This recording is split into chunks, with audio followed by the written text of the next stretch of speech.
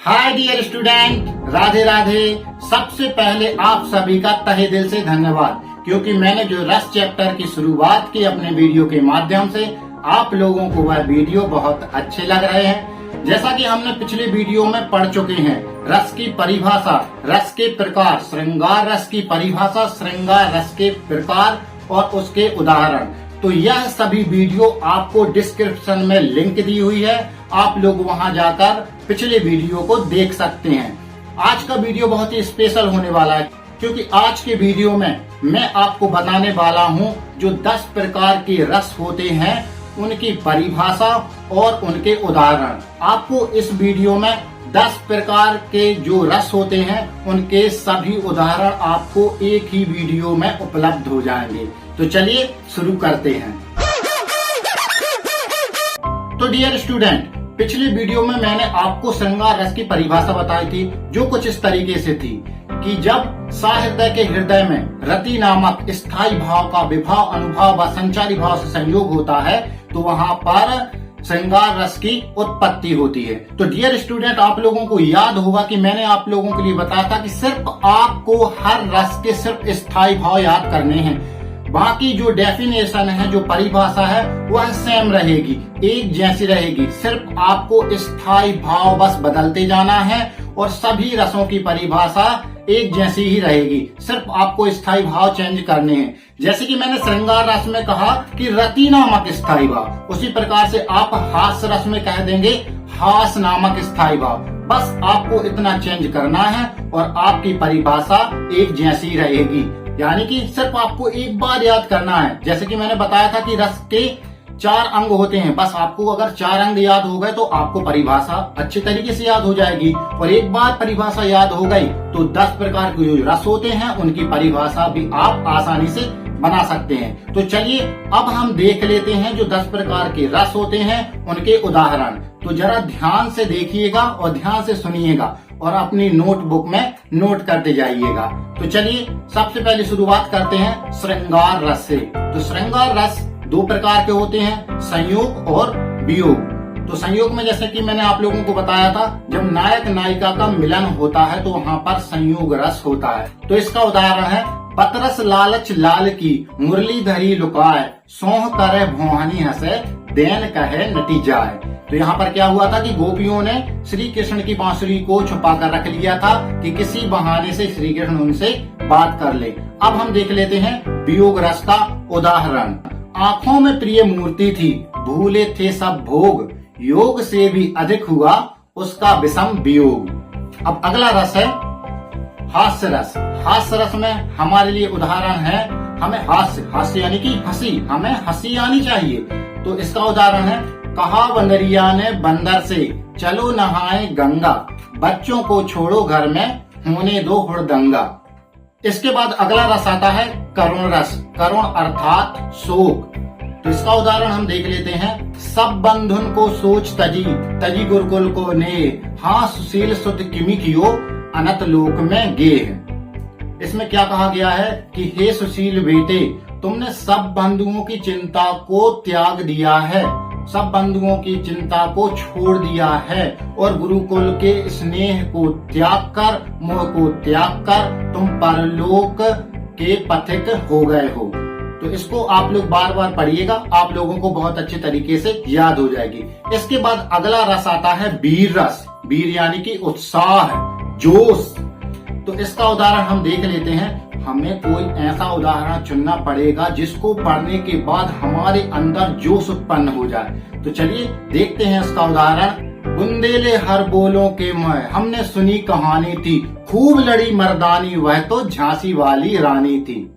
चलिए एक उदाहरण और देखते हैं। वह खून कहो किस मतलब का, जिसमें उबाल का नाम नहीं, वह खून कहो किस मतलब का, आ सके देश के काम नहीं। इन उदाहरणों को पढ़ने के बाद हमारे अंदर एक अलग ही जोश की भावना उत्पन्न होती है।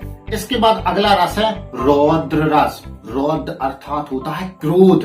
ऐसा उदाहरण हमें चुनना पड़ेगा जिसको पढ़ने के बाद हमें क्रोध की भावना आए।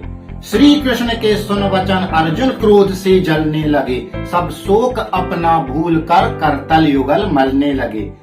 क्या हुआ? श्री कृष्ण के जैसे ही वचनों को सुना तो अर्जुन क्या हुआ, क्रोध से जलने लगे और जितना भी प्रकार का उनके अंदर शोक आ गया था उसको छोड़कर युद्ध के लिए तैयार हो गए। तो आया ना, इस उदाहरण को पढ़ने के बाद हमारे अंदर एक जोश की भावना है। इसके बाद हम अगला रस देख लेते हैं, वह है भयानक रस, जिसमें भय हो, जिसमें डर हो। एक ओर अजगरही लखी, एक ओर मृगराय, बिकल बिटो ही बीच ही पर्यो मूर्छा खाए। इस उदाहरण को पढ़ने के बाद हमारे अंदर डर की भावना उत्पन्न होती है। अगला रस है बीभत्स रस। बीभत्स अर्थात घृणा, जुगुप्सा, हमारे अंदर एक घृणा की भावना है। तो उदाहरण देख लेते हैं, सिर पर बैठियो काग, आंख दो खात निकारत, खींचत जीव ही स्यार, अति आनंद और धारत। उदाहरण पढ़ने के बाद आपको एक घृणा की भावना आएगी कि सिर पर बैठियो काग, आंख दो खात निकारत, खींचत जीव ही स्यार, अति ही आनंद और धारत। तो चलिए अगला उदाहरण देख लेते हैं, अद्भुत रस। अद्भुत अर्थात होता है आश्चर्य, विस्मय।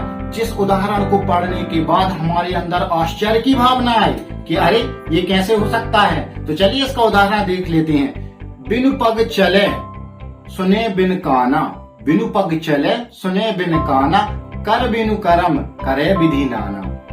तो इस उदाहरण को सुनने के बाद हमारे अंदर आश्चर्य की भावना होती है। अब ये सब चीजें कौन कर सकता है? बिना पांव के चल रहा है, बिना कानों के सुन रहा है, अर्थात ईश्वर परमात्मा। चलिए तो हम अगला उदाहरण देख लेते हैं। अगला उदाहरण है शांत रस का, जिसका स्थायी भाव होता है निर्वेद। निर्वेद अर्थात वैराग्य। हमें एक ऐसा उदाहरण चुनना पड़ेगा जिसको पढ़ने के बाद हमारे अंदर वैराग्य की भावना उत्पन्न हो जाए। तो चलिए उदाहरण देखते हैं, राम नाम की लूट है, लूट सके तो लूट, अंत काल पछताएगा, प्राण जाएंगे छूट। इस उदाहरण को पढ़ने के बाद हमारे अंदर वैराग्य की भावना उत्पन्न होती है। चलिए तो हम अगला रस देखते हैं, जो है वात्सल रस। वात्सल रस का स्थायी भाव होता है वत्सल अर्थात ममत्व। तो चलिए हम इसका उदाहरण देख लेते हैं, जिसमें एक ममतामयी भावना हो, एक छोटे बच्चे को चाहने वाली इच्छा। तो चलिए इसका उदाहरण देखते हैं, धूरी भरी अति शोभित श्याम, धूरी भरी अति शोभित श्याम जू, तैसी बनी से सुंदर चोटी, खेलत खात फिरे आंगन में, पैजनी बाजत पीली कचोटी। यहाँ पर श्री कृष्ण को देखकर एक ममतामयी भावना उत्पन्न होती है। जो छोटे बच्चे को देखकर, कोई भी व्यक्ति जब छोटे बच्चे को खेलता हुआ देखता है तो उसको एक अलग ही भावना उत्पन्न होती है, जो होती है वात्सल्य भावना।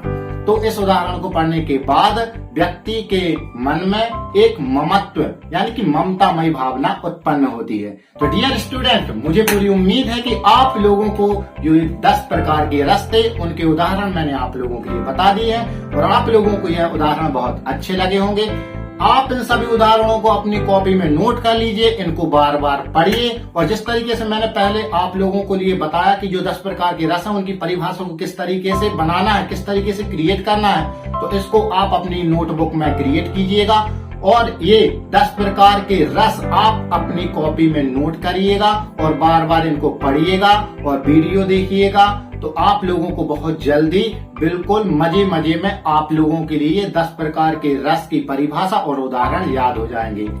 तो डियर स्टूडेंट, आप लोगों से मेरी सिर्फ एक ही रिक्वेस्ट है कि आप लोग ज्यादा से ज्यादा वीडियो को शेयर कीजिए, चैनल को सब्सक्राइब करें और वीडियो को लाइक करें और मैं इसी तरीके का कंटेंट आप लोगों के लिए लाता रहूंगा और इसी तरीके से मैं आपको अगली वीडियो में एक नए चैप्टर के साथ हिंदी व्याकरण लाने वाला हूं। तो तब तक के लिए धन्यवाद।